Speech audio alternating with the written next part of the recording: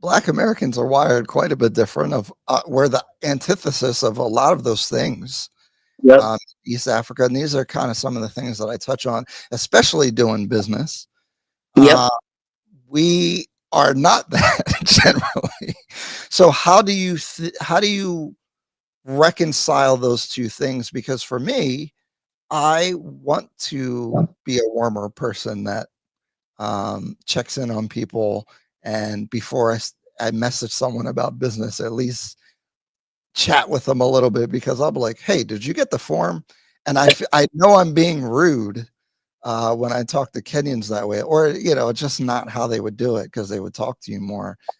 How do you like put those two things together, and how do you think as a collective, because you're doing relocation primarily to Kenya for Black Americans, how do we put those two things together? What's your perspective on that?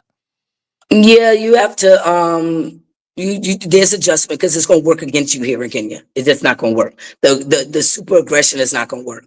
And so you learn that the hard way. I had to learn that the hard way. Showing up at government offices 3 times to prove that I'm serious and I need things done actually doesn't work. It works against you. And I think I talked about this on O'Shea Jackson's interview in Kiganda, and it went crazy on IG, and Kenyans are like, well, no, I said, the culture is very passive aggressive. But there's also a microaggression that's growing, you know what I mean, underneath it all. Passive aggressive? I think it's actually just passive. Like, I would say it's passive aggressive because they'll say no in a way that you're like, okay, are you saying no, or is it maybe, or is it, you know what I mean? But not very direct. Because and you have way more experience than me. My perspective on that has been the politeness supersedes everything, and no is not polite. So, and Kenyans, please comment. Like, if they don't say yes, it probably means no. But you do get left to wonder. Yeah, that's that passive aggressiveness, like, you know what I mean? And it's like, aggressive, or I don't know if that's aggressive. I feel like passive aggressive would be like that. They're not. I don't think that's being mean. You know what I mean? Like, I don't think there's aggression. No, it's not being mean, but it's not being straight. I mean, but it's trying to be direct without being direct. So to me, it's just like, okay, you being super passive aggressive, and then or I gotta email you 17 times for you to say no, we're not interested, or no, it's crazy. So you just have to, it's very non-confrontational as well. So how do you approach that now then? So you have to unlearn a lot of stuff. You have to unlearn some of the aggression. But I did implement that in my business, even with my team. And so it was like a culture immersion. That's why I renamed the company Traverse Culture. Because the nucleus is in the culture and learning about each other and the way we operate. And so even when I hired my first team of men that I had to fire. Yeah, I've heard. All 7 of them. And then hired a woman-led team. Even when I first hired my first employee, I was very direct. I didn't care if she was crying. I was like, hey, let's get it done. Very military, very straightforward. And she actually, to this day, she said she appreciated that approach. Because, I could have just sugarcoated and, we still would be doing the same thing. But as soon as we had that very direct conversation and my expectations on what I wanted her to do and how this company would be led and how we would be treating our clients and how we would move people around in a way of excellence, she got it. And now my entire team operate almost like I do, or I did. I might be a bit more lenient now. And they're like, no, we got to get this done, this, that's the third. And so we've had a great fusion of business culture. And then we've been able to create a great business culture within my company as well, too. So both work together.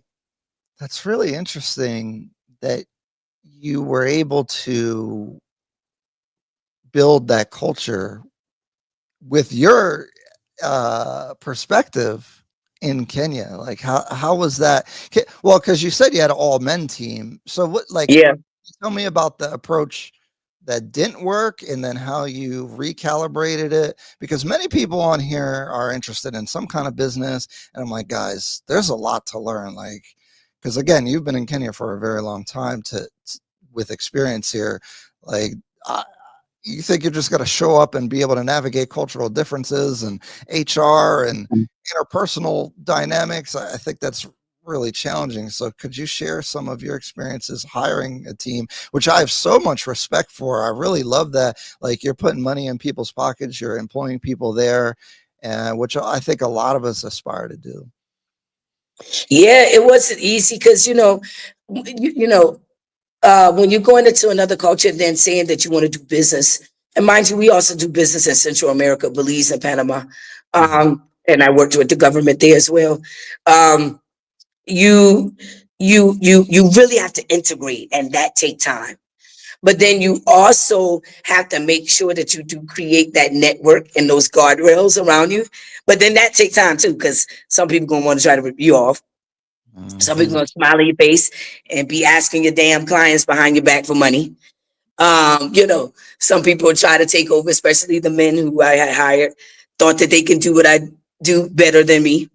And I'm Yeah, like, that if you makes could, then sense. why? That You want to makes sense. stop there? The men are polite misogynists, and you definitely emphasized having an all men team, and that didn't work. So, like, what about Yeah. what about that? I thought it would be cool, to it just organically happened for me to hire all men. I had Mhm. it integrate with women, the Kenyan women. I typically work with a lot of men in Afghanistan. So coming here, some of my Kenyan friends who work with me in Afghanistan, then worked for me here, right? And so, the integrity level, it was just like, come on, man. Or again, you thought that you can do the job better than me, then why didn't you do this before I got here? Or just taking orders from a woman. And I'm a Mm, really easygoing person. I'm kind of even keeled, the same person every day. I'm from okay. the South, so I'm not, super. I'm not one of those women who just have an attitude for no reason. I'm pretty laid back, pretty easygoing. And so, but still, they still would do some really crazy things or giving me high Mm. prices that I didn't even know I was getting. You know what I mean? And putting together the logistics for me and take it from the top. You know what I mean? So I'm paying more than I'm supposed to be paying. And then I'll meet somebody and like, nah, that was only supposed to be like 6K. And why are you paying 15K for that?